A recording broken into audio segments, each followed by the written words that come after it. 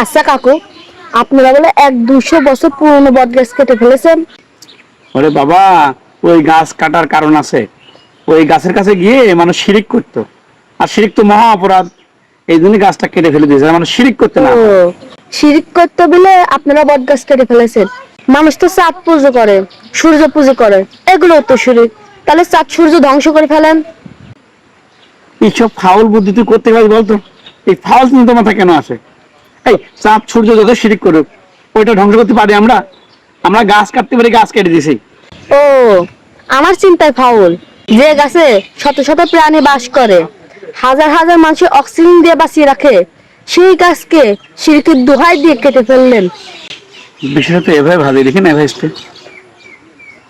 একটা গাছ আল্লাহর সৃষ্টি, মানুষ আল্লাহর সাথে শিরিক করে, আমরা সেই দোহাই দিয়ে এই 100-150 বছর আগের গাছটা কেটে ফেললাম। আসলে তখন